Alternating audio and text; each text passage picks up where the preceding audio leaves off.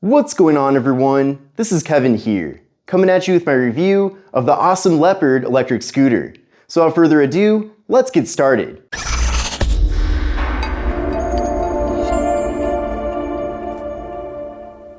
Now I'd like to thank Ausom for being kind enough for sending this out to me to cover here on the channel. Now of course, all opinions expressed in this video are completely my own, and I have left my affiliate link in the video description for your convenience if you do want to learn more about the scooter. And if I happen to find any promotional codes or discount codes, I'll also leave that there for you. Now you've probably noticed that in the last several years, electric scooters have been getting very popular, and for a very good reason. The technology behind electric scooters is getting better and better. We're able to get more mileage, more reliability, and of course increased safety. Now this scooter is certainly not one of the cheapest options available, but at the same time, I feel like it offers a ton of value for what it's being offered at. Compared to cheaper alternatives, I found this scooter to be built with really high quality materials. I also appreciate that we're getting really good mileage here with a 52-mile range, and we're also getting a top speed of 32 miles per hour. Now, depending on the type of city that you live in, it's certainly possible that a scooter like this one could be a replacement to your car. And I know that for me personally, I do try to substitute certain trips with this scooter just because it is so practical. Now, beyond using the scooter for general transportation, it's also a ton of fun.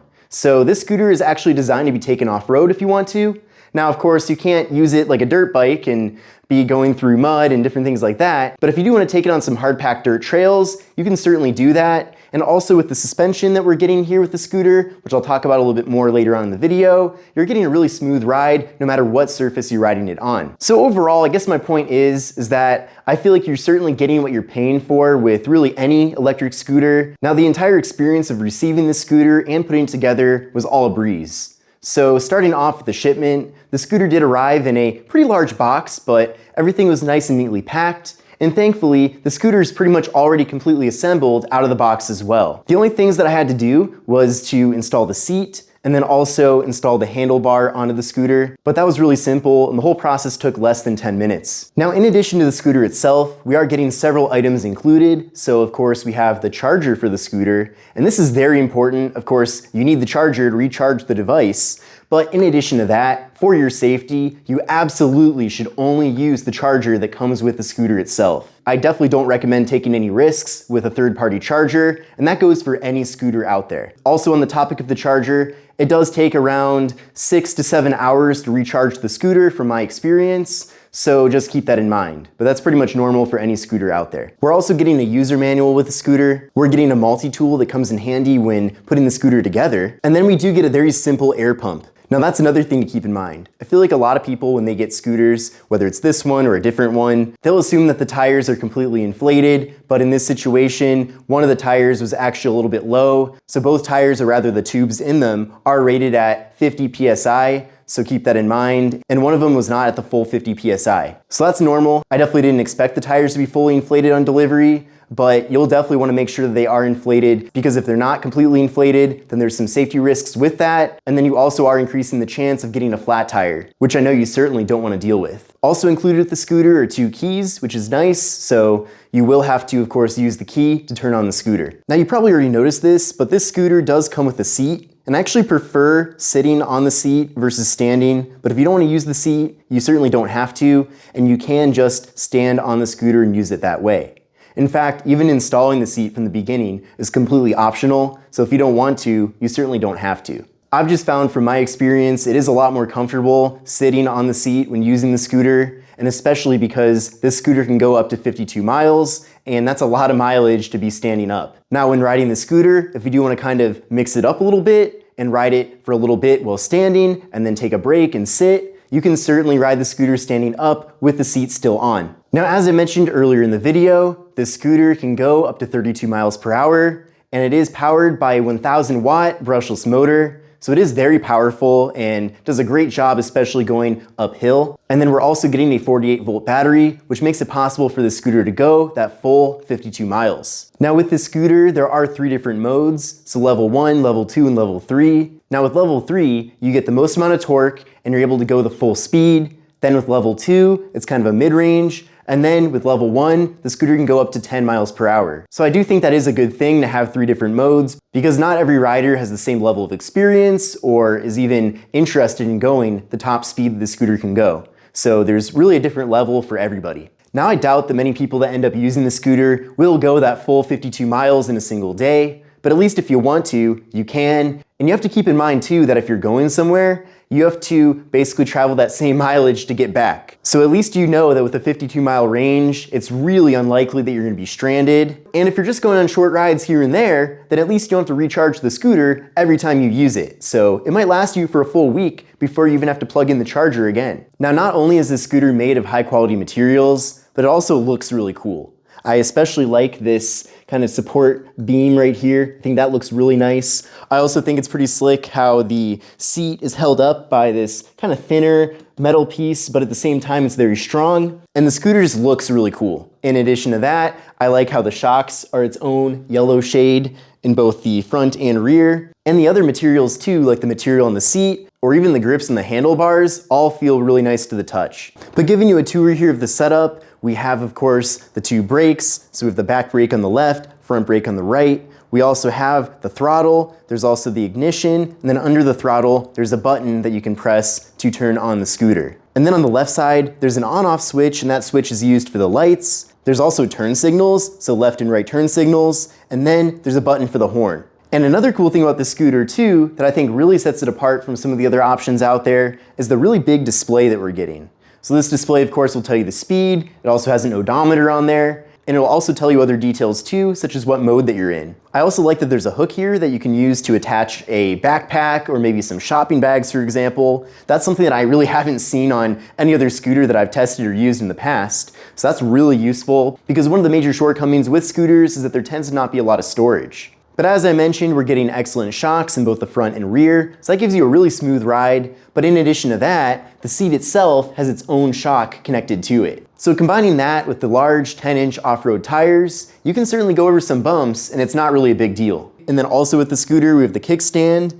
and then the actual handlebars are adjustable. So there's 3 different modes. It's very easy to adjust, but you can make it higher or lower based on your specific needs. Now this is also very important because if you're gonna be riding the scooter sitting down on the seat, you are gonna wanna have the handlebars lower compared to if you were riding the scooter standing up. Then you'll want the handlebars to be higher. So it's very nice that we can easily adjust the handlebars. But overall, the design of this scooter is pretty simple. In the middle here, we do have the door for the battery to charge, so you can easily plug in right there and charge the device. I like how there's a cover on that charging port as well to keep out dust and dirt. So like I've been saying, the Ausom Leopard electric scooter has definitely fulfilled every expectation I've had of it, and it does everything as advertised. And in many ways, I feel like we're actually getting a really great value here, considering that the scooter, while not being necessarily the cheapest option out there, is still really affordable for what you're getting. You can go nice and fast. This is a scooter that's gonna hold up for a long time, no doubt about that. And it's made of quality materials. Definitely the fact that the build quality is so good makes me feel a lot safer too when riding the scooter. It is getting a little dark out now, but I mostly wanted to do these videos more in the evening just because it has been so hot this summer. And I just don't want to be out here sweating. But one thing I really like too about electric scooters, e-bikes, all of that, is that even on a hot day, you get so much wind flow against you that it really does help cool you down. So like, for example, here, I'm in Arizona, by the way. It is 110 degrees today, but it really doesn't feel that bad now in the evening.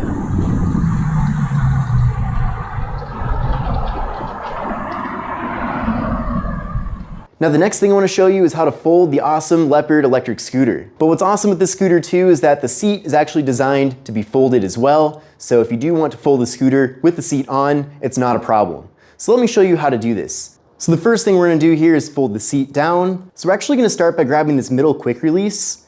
And then from there, you're going to move the seat all the way down and then also rotate the seat 90 degrees. You can then lock that back in place. Then the next step is that we need to fold the entire seat column down. So what we're going to do is grab the quick release here at the bottom, kind of loosen that up. And then you're also going to see a small pin here at the bottom. Push that in, and then you're going to slide the quick release down. So now that we slid that down and the pin is still in, and you might have to hold the pin down with your finger, we can now lower the seat. So that's lowered. So the next step here is lower the handlebars and steering column. So what you're gonna do is grab the quick release up top here, loosen that. Then you'll see a pin on the front, push that in. And then lower this down until it snaps in place. Then on the front of the scooter, you'll see this lock. Twist that. So you loosen it. That then pulls out. There's then a pin on the side here you need to pull out. And then now, that lowers that. And as you can see, we've now folded the Ausom Leopard electric scooter. Now let's unfold the scooter. So we'll do the same process. Raise this up. Make sure it's locked into place. Certainly don't want it coming apart while you're riding the scooter.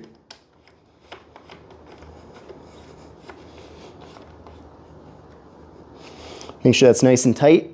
Then move the handlebars back up to wherever you want them to be. So you're going to push in the pin once again, raise up. Then you're going to close this quick release. There we go. Now we're going to bring the seat back up.